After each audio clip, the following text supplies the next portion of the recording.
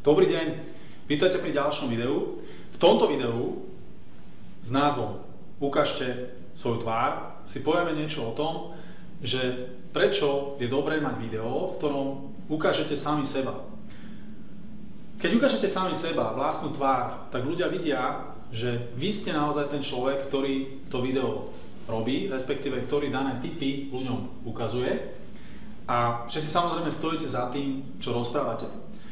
Takáto forma videí, ako napríklad vidíte teraz natáčam teda sám seba a ukazujem vám na tabuli konkrétne tipy, zvyšuje oveľa viac dôveru, ako keby ste mali len nejaké jednoduché video, kde by boli napríklad odrážky alebo kde by ste použili PowerPoint.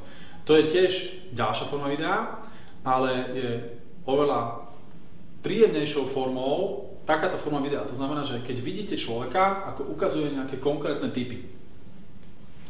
Samozrejme, keď začnete robiť viacero videí a videí s konkrétnymi tipmi, tak si budujete istú dôveru. To znamená, že človek už vie, s kým komunikuje, kto sa prezentuje a takáto forma videí nakoniec môže byť samozrejme aj zábavná, pretože môžem robiť jednoducho čokoľvek, môžem ukazovať, môžem rozprávať, môžem sa zastaviť pri určitej téme, môžem dať pozornosť na niektoré body. Takže nebojte sa a ukážte vašu tvár.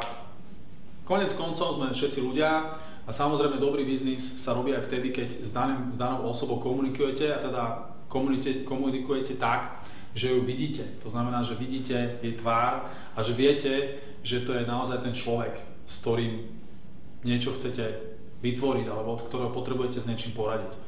Takže ukážte svoju tvár, kľudne nemusíte hneď takto stáť, môžete kľudne natočiť aj video jednoducho pomocou laptopu alebo pomocou tabletu, kde máte webkameru, to znamená, že sedíte pri počítači a kamera vás natáča a vy rozprávate nejakú konkrétnu radu, nejaký konkrétny tip.